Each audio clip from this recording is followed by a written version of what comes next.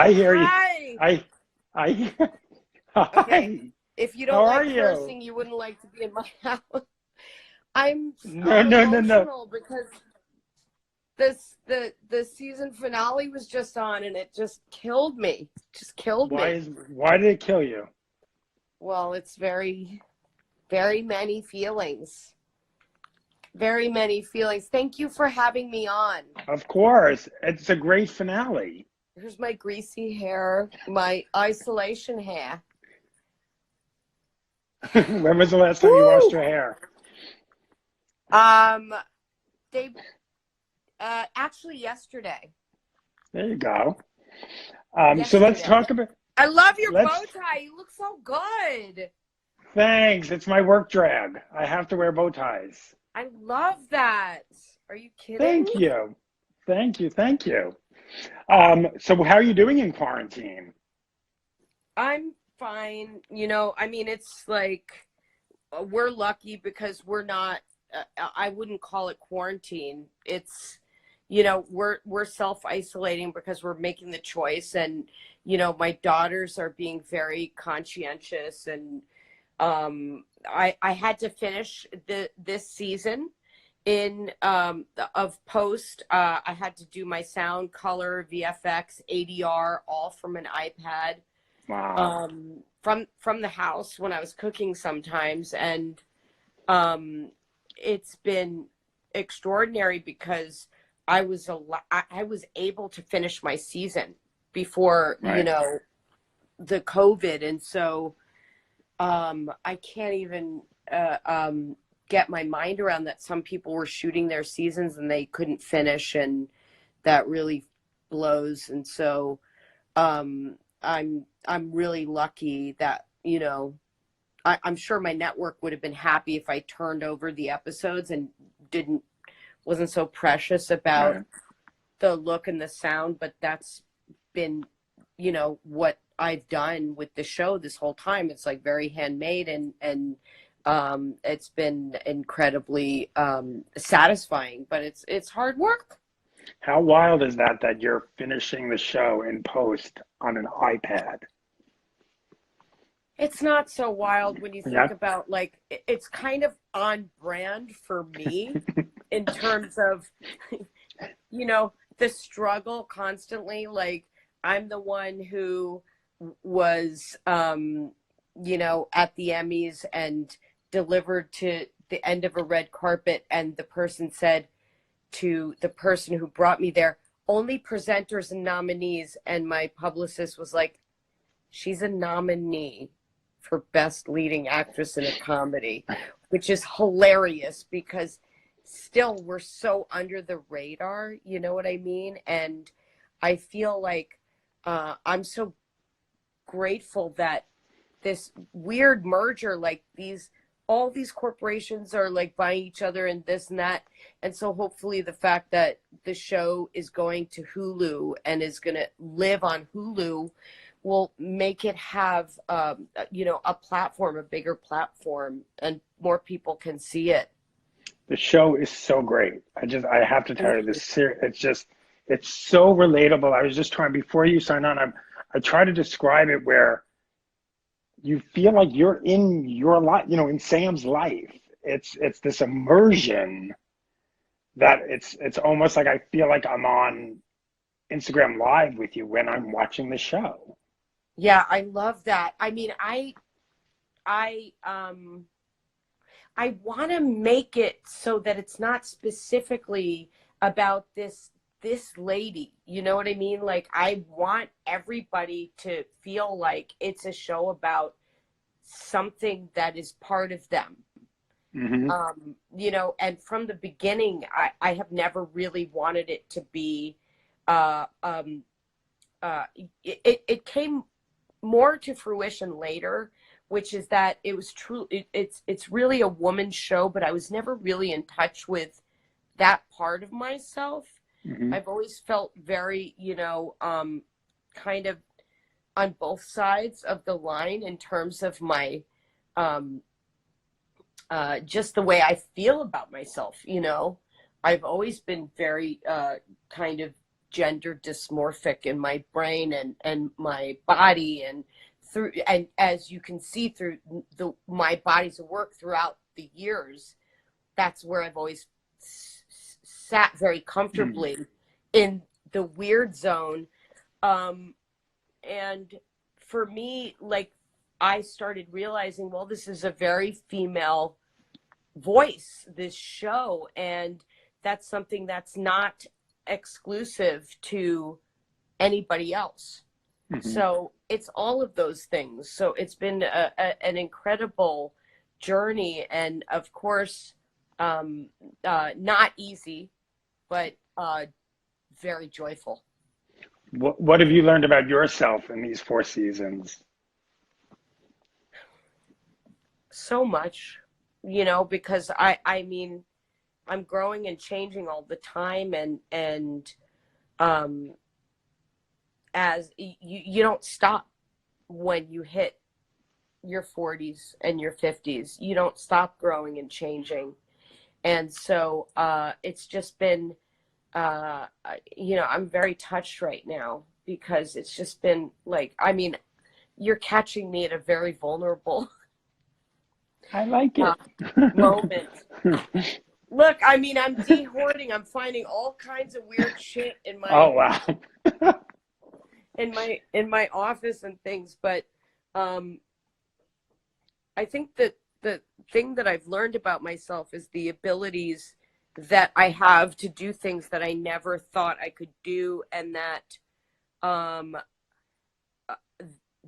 it doesn't matter what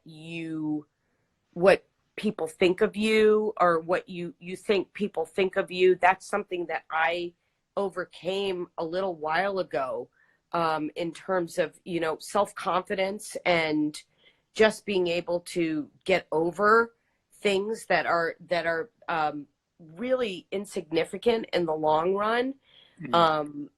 But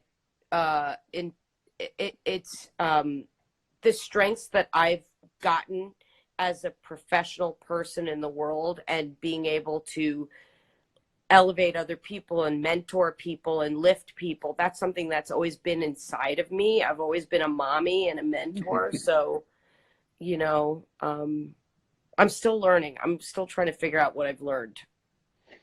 So I have to ask you about the Bat-ceañera. Every time I try to pronounce it, Bat-ceañera. Perfect. I'm Jewish. My husband's Mexican. It's like right up our alley. Oh my God! Did you guys freak out? Yes. No, wow. he Whoa. Sorry.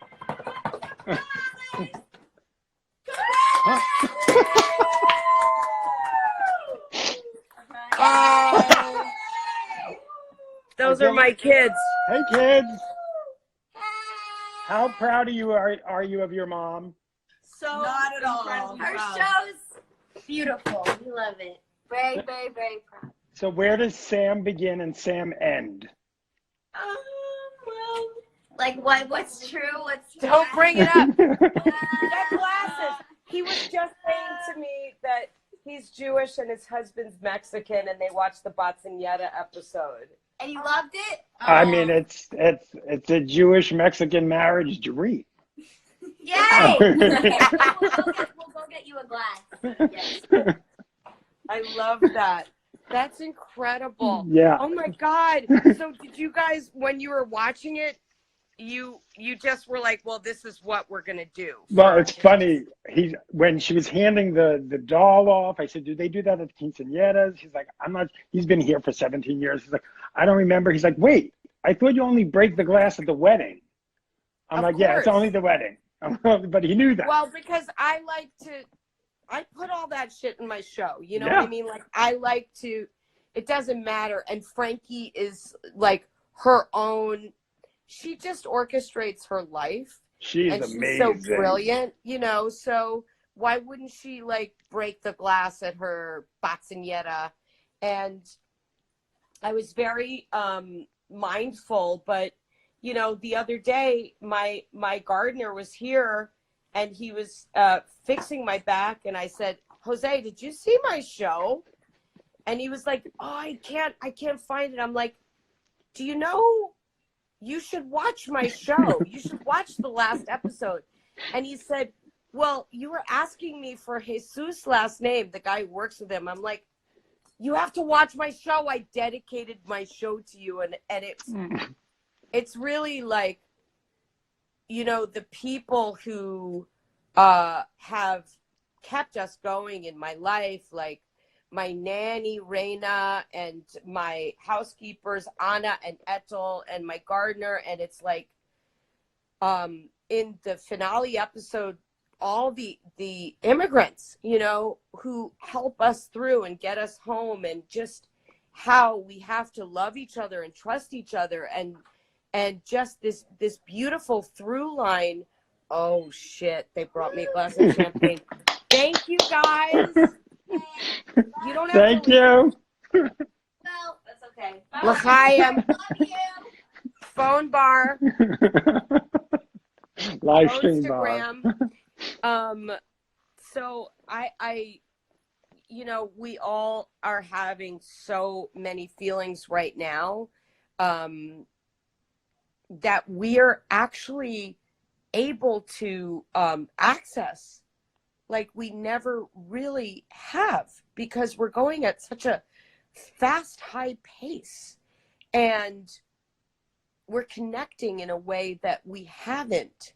And this is extraordinary, and it shouldn't be lost on everybody. The people who kind of check themselves and take their anger down, and take their sadness down, take their anxiety down, or acknowledge their sadness, acknowledge those things, and realize we want to be better.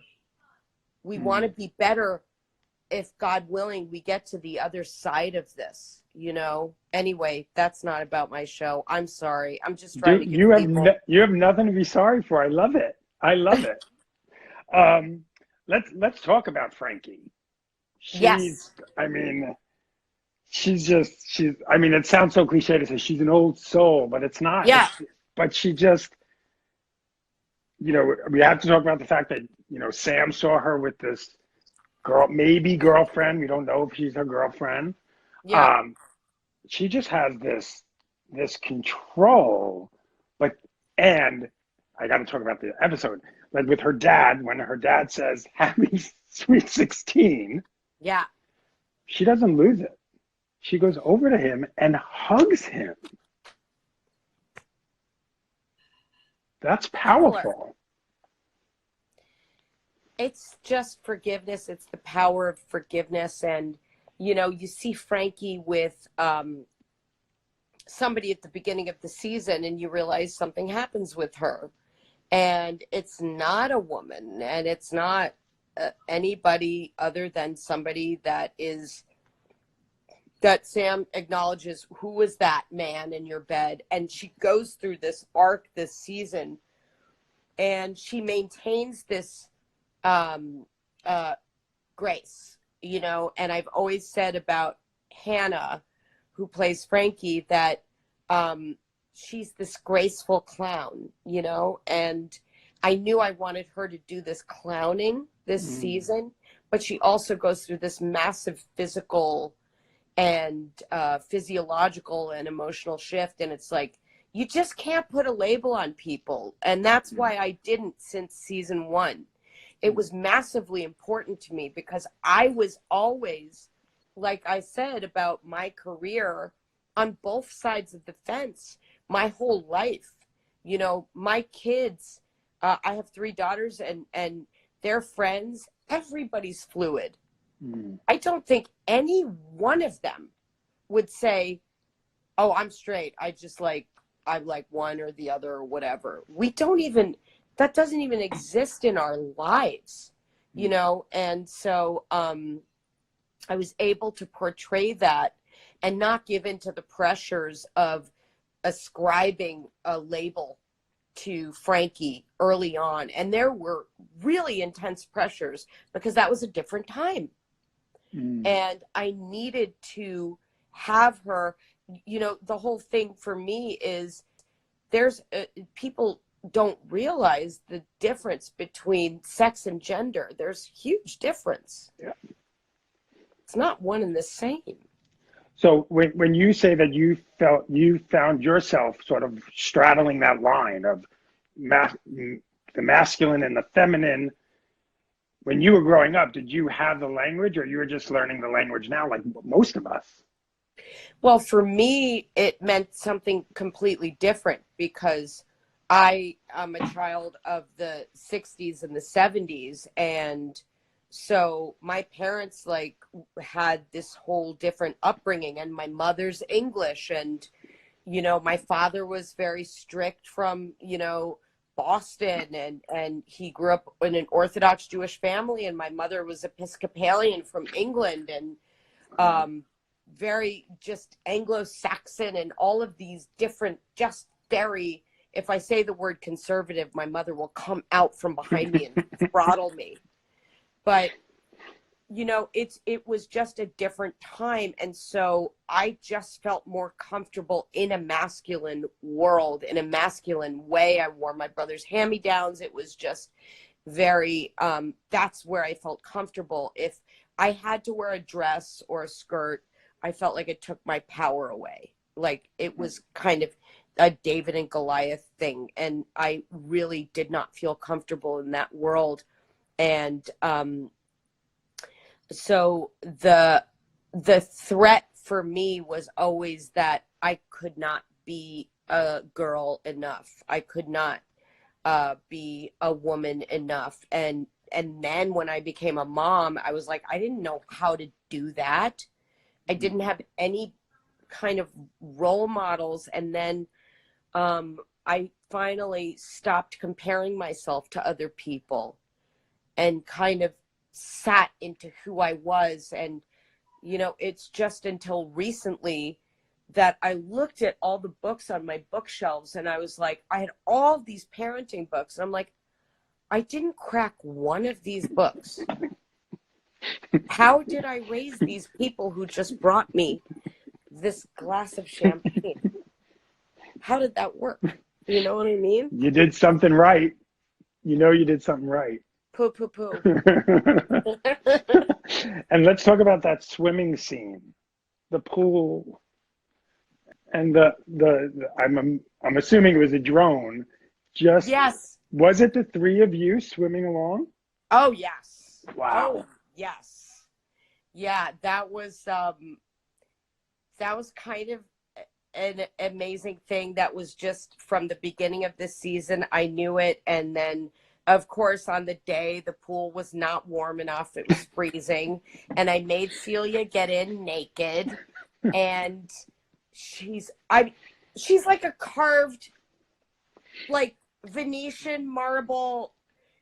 Forget. I mean, it's just ridiculous. I knew that the season was going to end with Phil and Rich and Sam swimming in the pool, stealing this swim from the neighbor. And it was just it's kind of extraordinary. And you know, cutting it with my editors, and one of my editors, Annie, she said, I love that you did the dog paddle at the end so that we know it's you. But we probably shot 50 things in that one day, and that was the end of the day. So it's like eyes crossingly a lot. So have you even thought about season 5 at this point?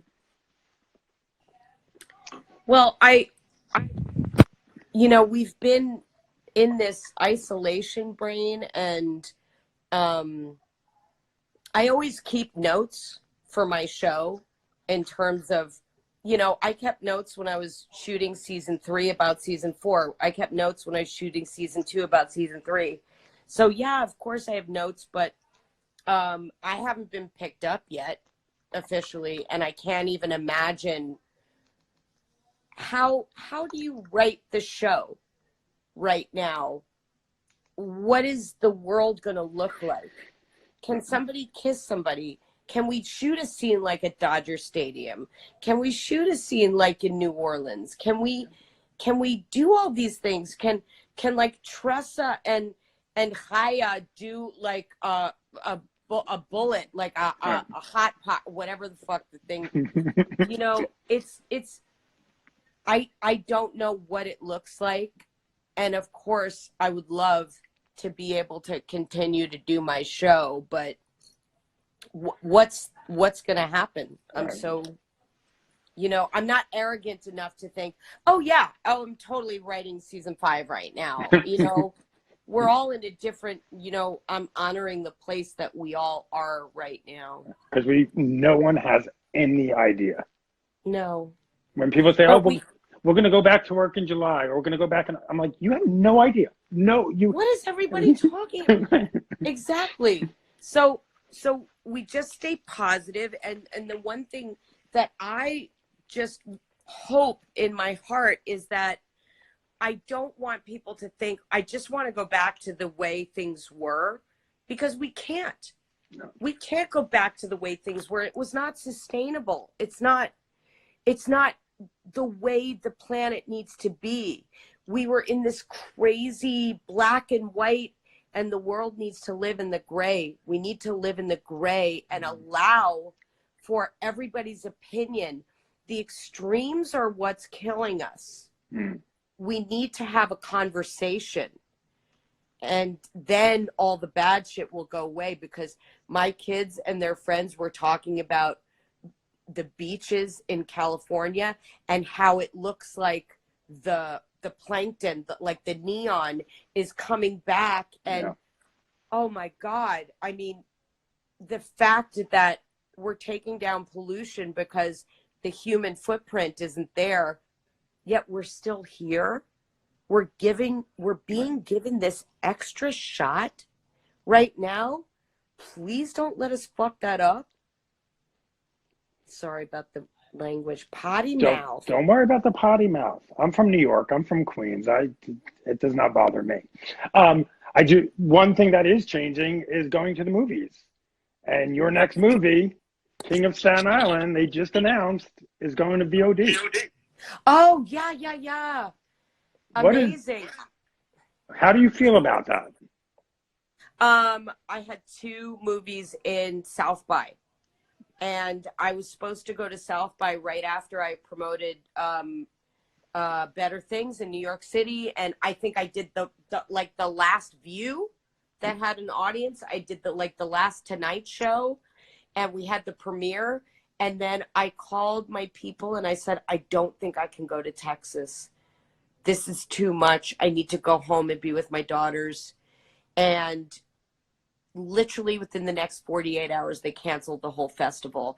I had 2 movies in South by, King of Staten Island, Judd's movie, and Holler, Nicole Regal's movie, who Jessica Barden, who's in my show this season, that's how we met. And so I think that if there's any opportunity, I mean, these filmmakers work so hard, and it's their life's work. I just was on the Tribeca Film Festival jury, and I awarded 2 people their awards from my bedroom at 7:00 in the morning. And it was so important that we get up, we watched 32 films, and we deliberated for like 5 hours. Me, Casey Lemons, Taylor Hackford, the great, Marshall Curry, Carrie Bichet, and we really talked about these films and looked at them in a way that, because it was such a huge responsibility and a great escape while we were doing jury and then awarding these films, I think it's almost more special than just a regular festival. It takes it to another level. So people are giving themselves time to think and be reflective and be creative in ways that they might not have been able to. What's it like working with Pete Davidson? I love him. He was just a beautiful, sweet creature. Like I recently saw a little film of a little baby turtle born with its heart outside of its body pumping. And that reminds me of Pete Davidson. Wow. That's intense. And Yes. I love the video he did with, I'm sure you probably saw it, that little teaser video they did to sort of announce that it's VOD. I didn't. Oh, it's Pete in his basement, Judd's in his basement, and they're having a conversation. What's going to happen in the movie? Judd pretends to call Universal. They say it's VOD. And Judd said to Pete, what have you been doing? He's like, I'm not doing drugs. And I started applauding. Wow. It's like, yeah. That guy's that's a creative mind there. Yeah. I mean, I'm grateful to have been on Staten Island with the King of Staten Island. What can I say? And the Teamster who was driving me to the set every time, we would talk about recipes. We shared sauce and gravy recipes. Forget it. Those New York Teamsters, they know how to cook. Okay, before we go, I have to bring up one thing. Yeah. Facts of Life? What about it? You're on the Facts of Life. I know. It's crazy. I robbed Edna's edibles. Yes. You're on Facts of Life. Am I 115 years old? What Okay. happened? Okay, by the way, I will tell you something. I remember when Facts of Life premiered, and it was the same night as the show Hotel premiered. Oh, my God. I remember. Listen, I mean, this is my shit. We're sisters. Forget it. Because this is I was so obsessed with the Facts of Life before I got on it. So I can't even believe, man, that I ever did it. That was something else. I mean, come on. Listen, I was also on the Red Fox show. What? Yeah. I mean, I worked with a lot of crazy people. This is my old office with all of my gaps. Yeah, show me some of your stuff. I have Bobby as That's some amazing. people are gonna know what that is. Yeah. It's crazy. I mean, these are some of my characters, some of my animated characters. Wow. Yeah, I'm not even saying what they are. It's like if you know, then you know. say it. It's fine. Well, I think next season, Nancy McKeon needs to be on Better Things. Amazing. Just in the background in a party scene. Listen, I could make beautiful big parts out of little tiny moments on my show, but I really appreciate you having me on. Yeah, I want to show you this thing. Oh yeah, show. We like Okay, show and tell. So basically, I went to a closeout sale at a lighting store, like one of those stores, and usually it's bullshit.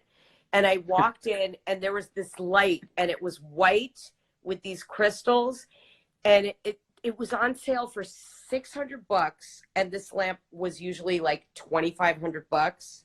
Mm-hmm. And I said, am I ever going to paint it and do it? And I did it. It was all white, and it's this. And so basically, wait. Oh, wow. Do you see it? Yeah. So it was white, and I had the neck and the collar and the cord painted black. And you see the Swarovski crystals? Oh, yeah. I know exactly what kind of store where you bought that. Right? It's one of my pride and joys. It's awesome. Pamela, thank you so much for this. Thank you so much for having me.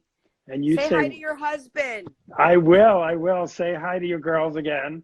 And hopefully we'll do this again.